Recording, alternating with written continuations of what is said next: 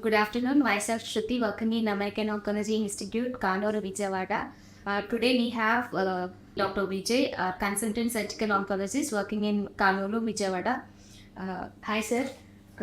Uh, can you please tell me in detail about this endometrial cancers? How far it is common in India? Uh, Hello everyone. Coming to the discussion, today's discussion on endometrial cancer. This endometrial cancer is one of the common female gynecological cancers which we come across in India. And this is the third most common gynecological cancer, coming next to cervical and ovarian cancer. Endometrial cancer is nothing but it's a uterine cancer. The uterus in our body consists of three layers: the outermost serosal layer, and in between is a bulky muscular layer, and the innermost lining is known as endometrium. This proliferating, any cancer which develops in the innermost proliferating lining of the uterus is known as endometrial cancer. Sir, what are the common symptoms of endometrial cancer? This endometrial cancer most commonly is seen in postmenopausal women, that is, any females more than 50 or 60 years of age. So the most common symptoms seen in patients is postmenopausal bleeding. And in about less than 5% of the patients, there might be a present perimenopausal or menopausal or premenopausal time where there will be intermenstrual bleeding or excessive bleeding. But most of the patients will present with pervaginal bleeding and less postmenopausal bleeding. Sir, what are the risk factors associated with this endometrial cancer? As we discussed earlier, the most of the endometrial cancers are because of excessive proliferation of the endometrial lining. This excessive proliferation is usually seen where there is unopposed estrogen action, which are usually seen in case of early menarche patients and late menopause patients, and where the patients are nulliparous or when they don't breastfeed their kids. So these are the conditions where you have unopposed estrogen action.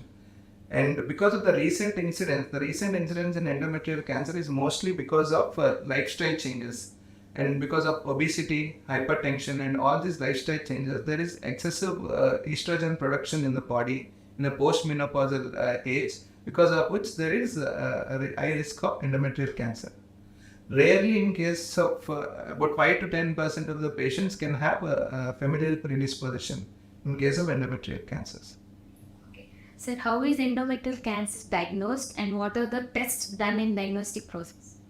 The gold standard for diagnosis of endometrial cancers is biopsy.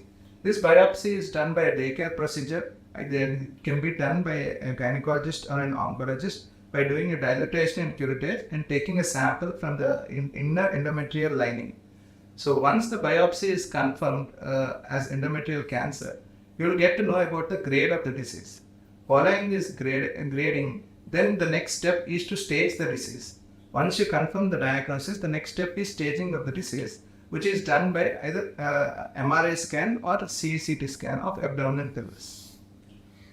Sir, can you provide information on different stages of endometrial cancers and how they may impact?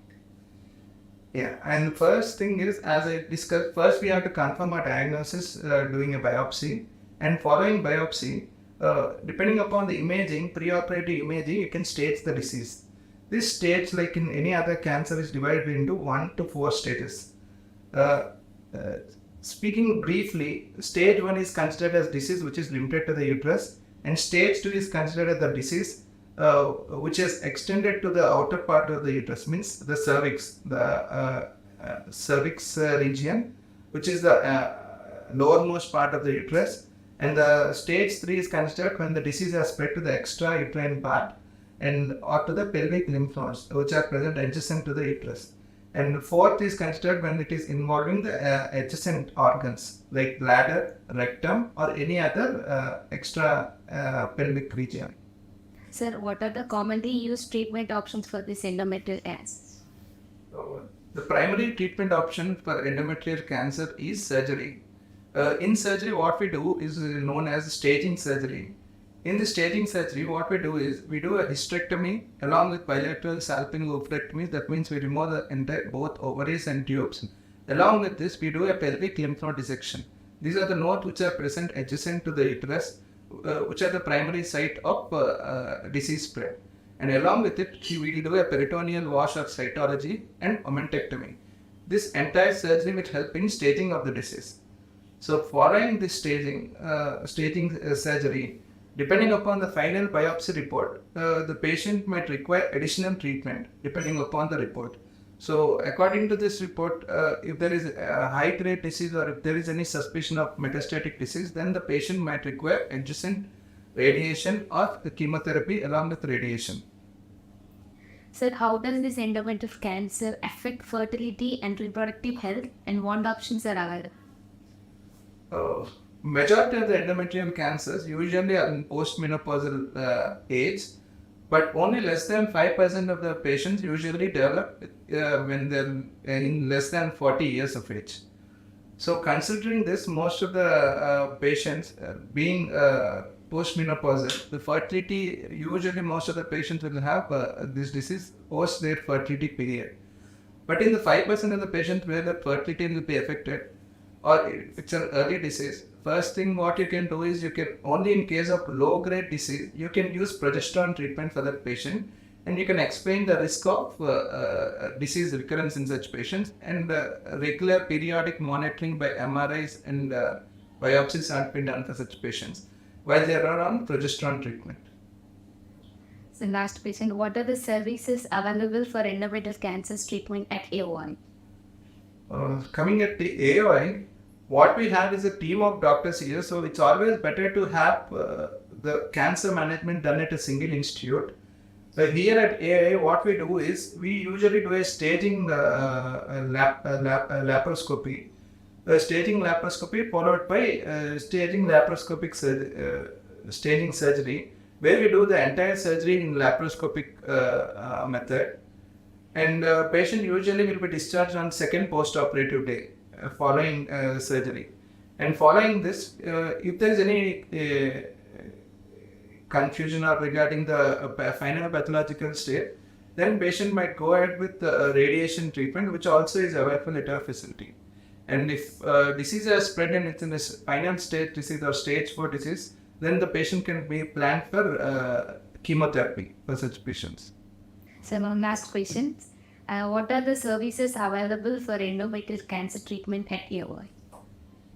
Here at AOI, our surgical staging is usually done by minimally invasive method, where we use a laparoscopic staging surgery, and entire surgery and surgical staging will be done by laparoscopic method. So because the advantage of this laparoscopic staging surgery is the patient can be mobilized immediately on the first post-op day, and the patient can take oral diet on the second post-operative day, and patient will be discharged on either second or third post-operative day. There is one important advantage when we do this kind of surgeries. And the other important thing is we have a team of doctors which we will discuss which all the cases will be discussed in our tumor boards, and the treatment can be personalized for the patient depending upon the state of the patient, comorbidities of the patient, and the treatment can be personalized for the patients. So this is the extra advantage that we have when the patient will come to a designated cancer institute like you. Thank you so much, sir, for clarifying on the questions what we have asked.